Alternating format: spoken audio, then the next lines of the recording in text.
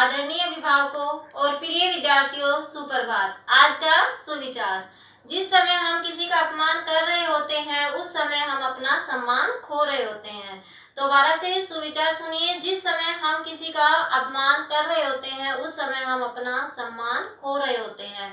तो बेटा आज हम संस्कृत व्याकरण का अध्याय 5 है जो आपका अव्यय है। अव्यय आप हिंदी में भी पढ़ चुके हैं, तो आज उसके बारे में थोड़ा सा पढ़ेंगे और अभ्यास कार्य करेंगे। ठीक है, तो देखिए सबसे पहले हमें पता होना चाहिए कि अव्यय किसे कहते हैं, अव्यय क्या होते हैं। ठीक है बेटा, तो अव्यय वो होते हैं, मैंने हिंदी में बताए थे कि जब वाक्य में लिंग वचन कारक के कारण कोई परिवर्तन ना हो उसे हम अव्यय या अविकारी भी कहते हैं, जैसे यहाँ वहाँ ऊपर नीचे इस तरह से। तो आइए संस्कृत में देखिए अब अव्यय, लेकिन हमारी हिंदी और संस्कृत की बेटा सेम ही परिभाषा होती है। मैं पहले भी बता चुकी हूँ, हमारी जो ग्रामर ज्यादातर एक जैसी ही होती है, थोड़ा बहुत ही बदलाव होता है संस्कृत और हिंदी के में। ठीक है, तो देखिए पहले अव्यय। अव्यय वे पद होते हैं जिनमें लिंग विभक्ति, विभक्ति मतलब कारक से ही लिया जाता है, विभक्ति किसकी है, कारक की होती है। ठीक है, लिंग विभक्ति तथा वचन के कारण कोई परिवर्तन नहीं होता उसे अव्यय कहते हैं। तो दोबारा से देखिए, वे पद होते हैं अव्यय, वे पद होते हैं जिनमें लिंग विभक्ति तथा वचन के कारण कोई परिवर्तन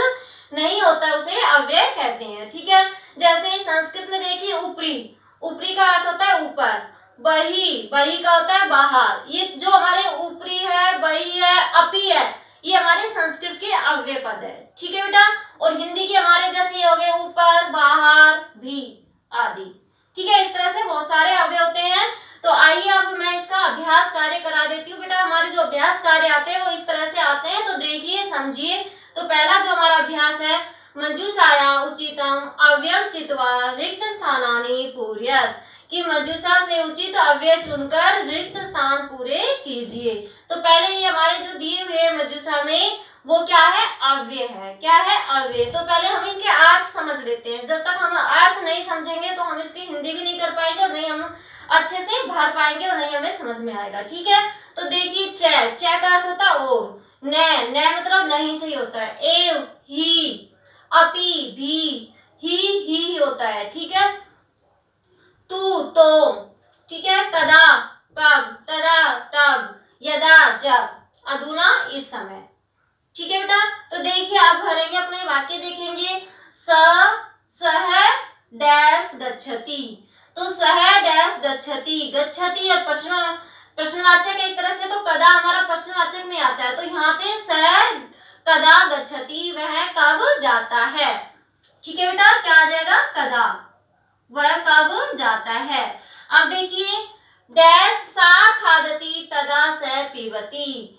देखिए यहाँ पे यहाँ से करते हैं तब वह पीता है, तो क्या आना चाहिए, जब वह खाती है। यहाँ सा स्त्रीलिंग है और यहाँ स पुल्लिंग है। ठीक है बेटा, जब वह खाती है तब वह पीता है। तो जब का क्या हो जाएगा, ये आ जाएगा यदा।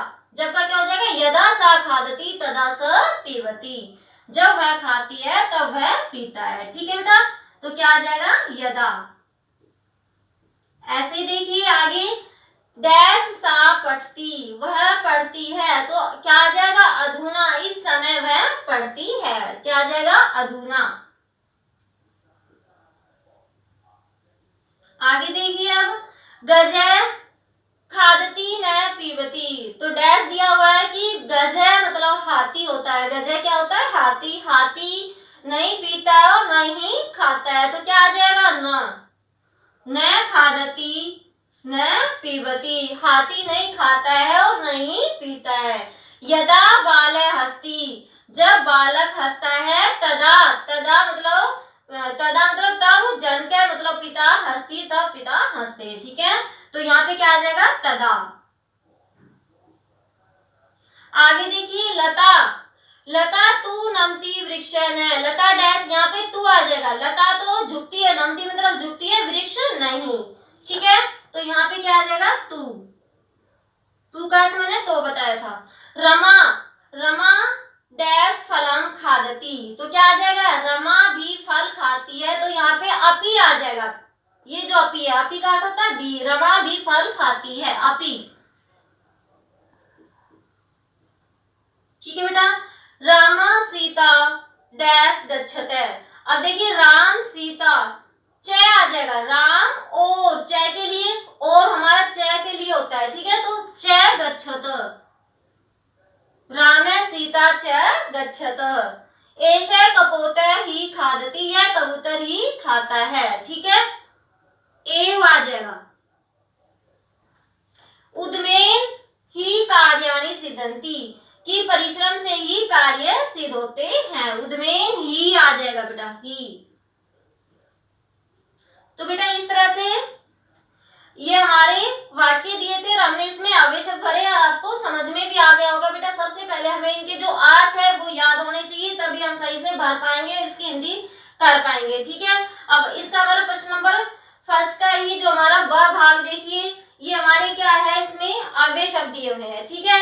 है का अर्थ होता है बीता हुआ काल, मिथ्या का अर्थ होता है झूठा, परस्व है आने वाला परसों, ठीक है, परसों से लेंगे एक तरह से, परस्व परसों, मंदम मंदम धीरे धीरे, अद आज, ठीक है बेटा।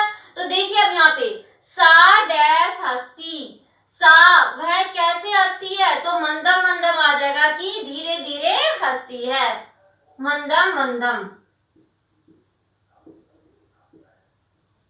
आ रहा है बेटा समझ में? तो ऐसे ही आपको ये सब करने हैं। आगे देखिए जन के तू कदापि डैश न वदती, तो देखिए जन के तो कभी भी, कदापि मतलब कभी भी नहीं बोलता है, क्या नहीं बोलता है, मिथ्या, मिथ्या मतलब झूठ नहीं बोलते हैं, ठीक है, तो मिथ्या, क्या आ जाएगा, मिथ्या। आप देखिए डैश शनिवाश्रय अस्ति, कि शनिवार का दिनवाश्रय मतलब दिन है, तो आज का ये अस्ति है, वर्तमान है, तो क्या आ जाएगा, अद, अद मतलब आज शनिवार है, आज शनिवार का दिन है, या आज शनिवार है, ऐसे भी बोल सकते हैं। आगे देखिए डैश चंद्रवासर भविष्यति, यहाँ वासरे का ग्रहण से लेंगे एक तरह से कि डैश चंद्रवासर होगा भविष्यति, तो ये क्या हो जाएगा बेटा, भविष्यति दिया हुआ है, तो आने वाले, तो इसमें परसों मतलब आने वाले परसों के लिए हो जाएगा कि परसों चंद्र ग्रहण होगा, ठीक है, या चंद्रवासर होगा, परसों, परसों, ठीक है। आगे डैश शुक्रवासर आसीत, आसीत भूतकाल का है कि बीता हुआ काल आ जाएगा कि शुक्रवासर, शुक्रवार का दिन था, तो क्या है हमारा बीता हुआ दिन था, तो इसमें क्या आ जाएगा, है, ये इसमें यह लगा होता है बेटा, ऐसे ही है बीता हुआ दिन, ठीक है, या बीता हुआ काल बोल सकते हैं।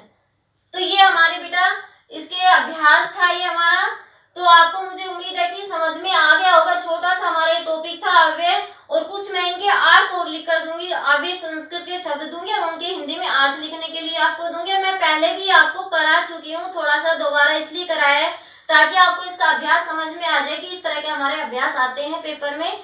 तो बेटा मुझे पूरी उम्मीद है आपको आ गया होगा, और अच्छे से अपनी नोटबुक में लिखना है। धन्यवाद।